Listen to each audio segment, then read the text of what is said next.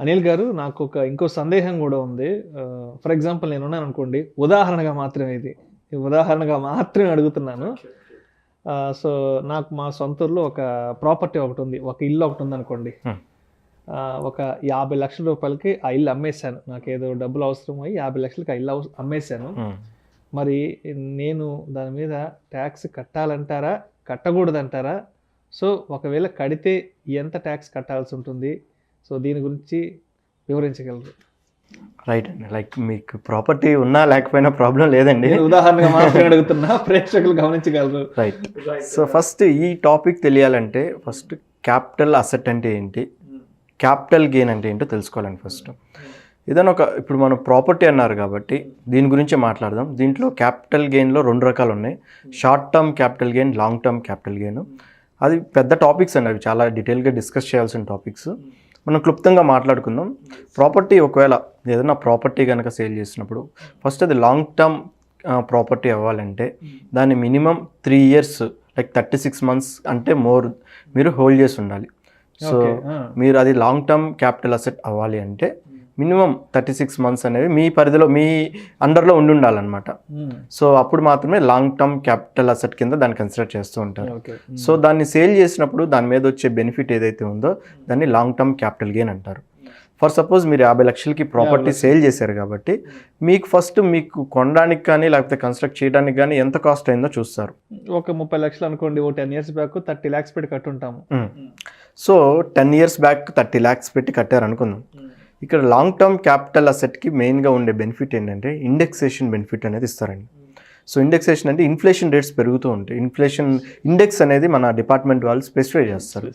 So 10 years back 30 lakhs invest చేశారు ఆ property మీద అంటే ఈ రోజుకి ఆ 30 lakhs ఎంత అవుతుంది అనేది ముందు మనం ఒక ఫిగర్కి అరైవ్ అవ్వాలండి.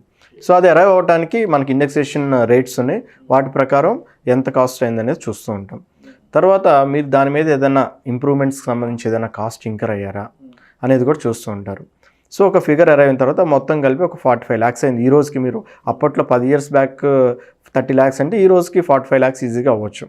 సో మీరు ఈ 45 lakhs ప్రాపర్టీని కాస్త 50 lakhsకి అమ్మేశారు. సో మీరు దాని మధ్య ఉండే గెయిన్ ఎంత వచ్చిందంటే లైక్ బెనిఫిట్ ఏంటంటే 5 lakhs బెనిఫిట్ ఉంది. సో ఈ 5 lakhs బెనిఫిట్ని లాంగ్ టర్మ్ క్యాపిటల్ గెయిన్ అంటారు. సో ఈ లాంగ్ టర్మ్ క్యాపిటల్ గెయిన్ మీద 20% ట్యాక్స్ అప్లికబుల్ అవుతుందండి. సో 5 lakhs మీద 20% అంటే like 1 lakh rupees. 1 lakh rupees tax అనేది మీరు పే చేయాలి. సో ఇదండి బేసిక్ లాంగ్ టర్మ్ క్యాపిటల్ అసెట్కి సంబంధించి. మీరు అన్నట్టుగా ప్రాపర్టీయే కాకుండా కొంతమంది ప్లాట్స్ అమ్మొచ్చు, ల్యాండ్స్ అమ్మొచ్చు, తర్వాత ఇంకేదైనా క్యాపిటల్ అసెట్ పర్వ్యూలోకి వచ్చి ఏదైనా ప్రాపర్టీ సేల్ చేసి ఉండొచ్చు. సో దీనికి సంబంధించి మన ఇన్కమ్ ట్యాక్స్ డిపార్ట్మెంట్ కొన్ని ఎగ్జంప్షన్స్ అనేవి స్పెసిఫై చేసింది. ఎటువంటి సందర్భాలలో మనం ట్యాక్స్ పరిధిలోకి రాము అనే దాని గురించి. కట్టకుండా ఉండాలి. సో మనం కొన్ని యాక్టివిటీస్ చేయాలి, ఆ యాక్టివిటీస్ చేస్తేనే మన ఇన్కమ్ ట్యాక్స్ ఎగ్జంప్షన్ అనేది వస్తుంది. సెక్షన్ 54 అనేది ఒక ఎగ్జంప్షన్ స్పెసిఫై చేశారండి. ఒక హౌస్ ప్రాపర్టీ కనుక మీరు సేల్ చేసినట్లయితే మళ్ళీ సేల్ చేసిన తర్వాత ఇంకొక హౌస్ ప్రాపర్టీ కనుక పర్చేస్ చేసినట్లయితే మీరు కట్టాల్సిన క్యాపిటల్ గెయిన్ ఏదైతే ఉందో అది ఫుల్లీ ఎగ్జంప్టెడ్ అండి. సో ఎంత ఇన్వెస్ట్ చేయాలి సార్ అంటే మీరు ఏదైతే 50 lakhs వచ్చిందో దాన్ని సేల్ కన్సిడరేషన్ అంటారు, మనం అమ్మగా వచ్చిన అమౌంట్. సో జనరల్గా అందరూ ఏమనుకుంటూ ఉంటారంటే సో ఇప్పుడు 50 లక్షలకు అమ్మాం కదా మళ్ళీ 50 లక్షలు ఇన్వెస్ట్ చేయలేమో అనుకుంటూ ఉంటారు. కాదండి, మీకు ఆల్రెడీ ఖర్చు 45 lakhs అయింది కాబట్టి బ్యాలెన్స్ ఏదైతే 5 lakhs ఉందో దాన్నే క్యాపిటల్ గెయిన్ అంటారండి. సో ఆ 5 lakhsని ఇన్వెస్ట్ చేయాలి బేసిక్గా. ఒకవేళ ఆ 5 lakhsని ఇంకొక హౌస్ ప్రాపర్టీ పర్చేస్ చేయడానికి కనుక మీరు ఇన్వెస్ట్ చేసినట్లయితే capital gain fully exempted, capital gain tax అనేది. ఎంత పీరియడ్ లోపు చేయాలి అంటే ఫర్ సపోజ్ ఇప్పుడు మనకి 2 dates స్పెసిఫై చేశారండి. సో మనం ప్రాపర్టీ సేల్ చేయబోయే ముందు 1 year ముందు కనుక మీరు ఏదైనా ప్రాపర్టీ పర్చేస్ చేసినా సేల్ చేసిన వితిన్ 2 years లోపు మీరు ప్రాపర్టీ పర్చేస్ చేసి ఉండాలి. సేల్ చేసిన తర్వాత నుంచి ఒక 2 years టైం పీరియడ్, సేల్ చేయకముందు నుంచి 1 year టైం పీరియడ్. సో ఈ టైం పీరియడ్స్లో మీరు ప్రాపర్టీ పర్చేస్ చేసినట్లయితే రెసిడెన్షియల్ హౌస్ ప్రాపర్టీ పర్చేస్ చేసినట్లయితే ఇప్పుడు క్యాపిటల్ గెయిన్ ఎగ్జంప్షన్ వస్తుంది. లేదు పర్చేస్ కాదు కన్స్ట్రక్షన్ చేయాలనుకుంటున్నారు అనుకోండి, సో ఈ పీరియడ్ నుంచి లైక్ సేల్ చేసిన దాన్ని ట్రాన్స్ఫర్ అంటారు, ఆ పీరియడ్ నుంచి 3 years టైం పీరియడ్ ఇచ్చారండి. సో ఈ టైం పీరియడ్ లోపు మీరు ఈ క్యాపిటల్ గెయిన్ అనేది ఇన్వెస్ట్ చేస్తూ ఉండాలి. సో ఒకవేళ ఈ టైం పీరియడ్లో కనుక సార్ ఇప్పుడు మేము కొనడానికి ఒక 1 year టైం పట్టింది సార్, ఇప్పుడు ఆలోపు ఏం చేయాలి? సో మీరు దగ్గర ఇప్పుడు అమౌంట్ ఉంది, ఇప్పుడు 5 lakhs అనేది చిన్న అమౌంట్. సో కోట్లలో కనుక ట్రాన్సాక్షన్ జరిగినప్పుడు ఒక 50 lakhs అనేది క్యాపిటల్ గెయిన్ వచ్చే అవకాశాలు ఉండొచ్చు. సో 50 lakhs అమౌంట్ని బ్యాంక్ అకౌంట్లో వేసుకోవాలా లేకపోతే ఎక్కడైనా దాచిపెట్టుకోవాలా? సో మేము పర్చేస్ చేయడానికి టైం పీరియడ్ ఉంది కదా సార్, 2 years చెప్పారు. ఈ 2 years ఏం చేయాలి? లైక్ మాకు లాస్ట్ ఒక 1 year తర్వాత ప్లాన్ ఉందండి అనుకున్నారనుకోండి, క్యాపిటల్ గెయిన్ అకౌంట్ స్కీమ్ అని ఒక బ్యాంక్ అకౌంట్లో ఒక ఫిక్స్డ్ డిపాజిట్ లాగా అనమాట.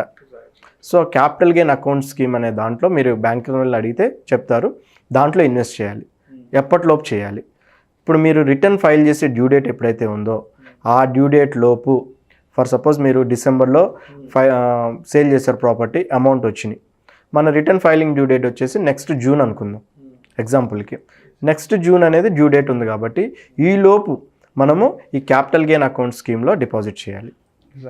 సో ఈ విధంగా చేస్తే మనకి క్యాపిటల్ గెయిన్ ఎగ్జంప్షన్ అనేది వస్తుంది. సరే సార్, ఇప్పుడు మీరు అడగొచ్చు సార్, ఇప్పుడు ప్రాపర్టీ అంటే ఓకే, మా పొలాలు ఉంటాయి, జనరల్గా రైతులు ఎక్కువ మంది ఉంటారు ఊళ్ళల్లో. సో అగ్రికల్చరల్ ల్యాండ్ సేల్ చేసినా కానీ మనకి ట్యాక్స్ వస్తుందా అంటే దీన్ని ఫుల్లీ ఎగ్జామ్ చేసిందండి. Okay. So rural agricultural land అయి ఉండాలి. సో ఒకవేళ మనం రూరల్ ఏరియాస్లో కనుక అగ్రికల్చరల్ ల్యాండ్ కనుక ఏదైనా సేల్ చేస్తే దాని మీద వచ్చే capital gain fully exempted. So ఎటువంటి ట్యాక్స్ కట్టాల్సిన అవసరం లేదు. ఓకే. సో పల్లెటూరులో ఉండే ఈ వ్యవసాయ భూములు కానీ అమ్మినట్లయితే సో దాని మీద వచ్చే అమౌంట్కి ఎటువంటి ట్యాక్స్ కట్టాల్సిన అవసరం లేదంటారు. ఒకవేళ అర్బన్ అగ్రికల్చర్ ల్యాండ్స్ ఉంటాయి, సో రూరల్ ఏరియాస్లో అగ్రికల్చర్ ల్యాండ్స్ ఉన్నట్లు అర్బన్లో కూడా టౌన్స్లో కూడా అగ్రికల్చర్ ల్యాండ్స్ ఉంటాయి. సో ఆ అర్బన్ అగ్రికల్చర్ ల్యాండ్స్ సేల్ చేశారు అంటే ఫస్ట్ అది అగ్రికల్చర్ ల్యాండ్ అయి ఉండాలి. దాన్ని ఎలా అంటే ప్రిసీడింగ్ 2 years అది అగ్రికల్చర్ పర్పస్ కోసం యూజ్ చేసి ఉండాలి. సో అప్పుడే అది అగ్రికల్చర్ ల్యాండ్ కింద కన్సిడర్ చేస్తారు. అర్బన్ ఏరియాస్లో ఉండాలి ఫస్ట్ థింగ్. సో ఒకవేళ అలాంటి ప్రాపర్టీ కనుక సేల్ చేసినప్పుడు దాని మీద కూడా క్యాపిటల్ గెయిన్ వచ్చే అవకాశం ఉంది. క్యాపిటల్ గెయిన్ అంటే మీరు చూసుకోవాల్సింది ఇందాక ఆల్రెడీ చెప్పాము, ఎంతైతే సేల్ కన్సిడరేషన్ వచ్చిందో 1 కోటి రూపాయలు వచ్చింది అనుకోండి ఒక పొలం అమ్మినప్పుడు, అర్బన్లో ఎక్కువ అమౌంట్సే ఉంటాయి. సో 1 కోటి రూపాయలు వచ్చింది, దాన్ని పర్చేస్ చేయడానికి ఎంత కాస్ట్ అయిందో చూసుకొని వాటి మధ్య ఉన్న డిఫరెన్స్నే మనం క్యాపిటల్ గెయిన్గా కన్సిడర్ చేస్తాం. సో ఒకవేళ అర్బన్ అగ్రికల్చరల్ ల్యాండ్ కనుక సేల్ చేసి దాన్ని ఇంకొక అగ్రికల్చర్ ల్యాండ్ పర్చేస్ చేయడానికి కనుక యూటిలైజ్ చేస్తుంటే ఆ అమౌంట్ అప్పుడు ఫుల్లీ ఎగ్జంప్టెడ్. సో మనం దాని మీద ట్యాక్స్ ఏమీ కట్టాల్సిన పని లేదనమాట. సో అది ఎప్పటిలోపు చేయాలంటే దానికి కూడా టైం పీరియడ్ స్పెసిఫై చేశారు. వితిన్ 2 years లోపు మనం ఆ అగ్రికల్చర్ ల్యాండ్ అనేది పర్చేస్ చేసి ఉండాలి. ఈ 2 years లోపు ఏం చేయాలి సార్ అంటే మనం చెప్పినట్లుగా క్యాపిటల్ గెయిన్ అకౌంట్ స్కీమ్లో బ్యాంక్ వెళ్ళి దాంట్లో మాత్రమే ఇన్వెస్ట్ చేయాలి. అట్లా చేస్తే మాత్రమే మనకి ట్యాక్స్ ఎగ్జంప్షన్ అనేది వస్తుంది. ఫర్ సపోజ్ ఇప్పుడు ఈ వితిన్ మనం ఏదైతే పర్చేస్ చేసామో అది ట్యాక్స్ ఎగ్జంప్షన్ కోసం పర్చేస్ చేసి ఇమ్మీడియట్గా దాన్ని సేల్ చేసామనుకోండి, మళ్ళీ మనం ఎంతైతే క్యాపిటల్ గెయిన్ ఎగ్జంప్షన్ పొందామో దాన్ని మళ్ళీ రివర్స్ చేసి దాన్ని ఇన్కమ్గా డిక్లేర్ చేసి దాని మీద ట్యాక్స్ అనేది పే చేయాల్సి ఉంటుంది. తర్వాత ఇంకొకటి స్పెసిఫై చేసింది ఏంటంటే ఇన్వెస్ట్మెంట్స్ స్పెసిఫై చేశారండి. ఏదైనా ప్రాపర్టీ సేల్ చేసినప్పుడు 54EC అనేది ఒక ఇన్వెస్ట్మెంట్. సో ఏంటంటే గవర్నమెంట్ కొన్ని బాండ్స్ స్పెసిఫై చేసింది. సో ఏంటంటే నేషనల్ హైవే అథారిటీ సంబంధించిన బాండ్స్లో కానీ, రూరల్ ఎలక్ట్రిఫికేషన్ కార్పొరేషన్ ఇండియా వాళ్ళ బాండ్స్ కానీ, తర్వాత ఇండియన్ రైల్వే ఫైనాన్స్ కార్పొరేషన్ వాళ్ళ బాండ్స్ కానీ, ఈ బాండ్స్ కనుక మీరు వచ్చిన ఏదైనా ల్యాండ్ కానీ బిల్డింగ్ కానీ ట్రాన్స్ఫర్ చేసినప్పుడు వచ్చిన క్యాపిటల్ గెయిన్ కనుక ఆ బాండ్స్లో ట్రాన్స్ఫర్ చేసిన వితిన్ 6 months ఇన్వెస్ట్ చేయాలి. వాటికి లాకిన్ పీరియడ్ ఉండిద్ది ఆ బాండ్స్కి. ఎందుకంటే ఇవి for the sake of government కోసం, గవర్నమెంట్ ఫండ్స్ కోసం మనం ఇన్వెస్ట్ చేస్తున్నాం. కాకపోతే ఇంట్రెస్ట్ అనేది వస్తుంది వాటి మీద కూడా. కాకపోతే లాకిన్ పీరియడ్ 5 years స్పెసిఫై చేశారండి. సో ఈ 5 years ఆ బాండ్స్లో కనుక ఇన్వెస్ట్ చేసినట్లయితే అప్పుడు కూడా మనం క్యాపిటల్ గెయిన్ ఎగ్జంప్షన్ అనేది పొందవచ్చు. రైట్. సో ఇంకొకటి ఏంటంటే 54F అనేది ఒకటి స్పెసిఫై చేశారండి. అది మనం ఇంతగా రెసిడెన్షియల్ హౌస్ ప్రాపర్టీ అనేది చూసాం. అది కాకుండా other than residential house property ఏదైనా కానీ, ప్లాట్ కానీ, ఏదైనా బిల్డింగ్ కానీ, ఏదైనా కమర్షియల్ ఏదైనా అయి ఉండొచ్చు, దాన్ని సేల్ చేసినప్పుడు మళ్ళీ ఇంకొక రెసిడెన్షియల్ హౌస్ ప్రాపర్టీలో కనుక ఇన్వెస్ట్ చేస్తే దాని మీద వచ్చిన క్యాపిటల్ గెయిన్ ఇన్వెస్ట్ చేస్తే అప్పుడు కూడా మనం క్యాపిటల్ గెయిన్ ఎగ్జంప్షన్ అనేది పొందవచ్చు. దీనికి కూడా మేము ఆల్రెడీ ఇందాక కండిషన్స్ చెప్పినట్టు బిఫోర్ 1 ఇయర్ మనం ఏదైతే ఇన్వెస్ట్ చేయడానికి లైక్ సేల్ చేయడానికి ఉన్న పీరియడ్కి 1 ఇయర్ లేదా సేల్ చేసిన తర్వాత విత్ ఇన్ 2 ఇయర్స్లో కనుక మనము ఈ రెసిడెన్షియల్ హౌస్ ప్రాపర్టీలో కనుక ఇన్వెస్ట్ చేస్తే అప్పుడు కూడా క్యాపిటల్ గెయిన్ ఎగ్జంప్షన్ అనేది ఉంటుంది. సో చూసారు కదండి క్యాపిటల్ గెయిన్స్.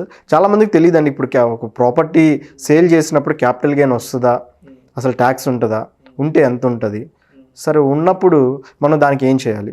సో ఒకవేళ ఈ క్యాపిటల్ గెయిన్ క్యాలిక్యులేషన్ అనేది చాలా క్రూషియల్ అండి. సో మనం అనుకున్నట్లుగా సింపుల్ క్యాలిక్యులేషన్ ఉండదు.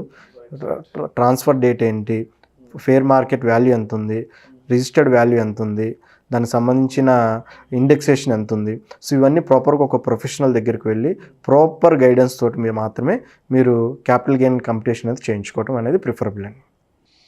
Right, thank you so much Anil గారు. ప్రాపర్టీని సేల్ చేసినప్పుడు ఎటువంటి సందర్భాలలో ట్యాక్స్ కట్టాలి, ఎటువంటి సందర్భాల్లో ట్యాక్స్ కట్టాల్సిన అవసరం లేదు అనే అంశం గురించి మీ విశ్లేషణ ద్వారా ప్రేక్షకులకు చాలా అద్భుతంగా వివరించారు. Thank you so much sir. నమస్తే అండి. ఇలాంటి interesting videos and valuable information కోసం వెంటనే మా సుమన్ టీవీ మనీ ఛానల్ను సబ్స్క్రైబ్ చేయండి, లైక్ చేయండి, షేర్ చేయండి. అదేవిధంగా మీ అభిప్రాయంలో వీడియోస్ కింద కామెంట్స్ రూపంలో మాకు తెలియచేయండి. And this is Vishnu signing off.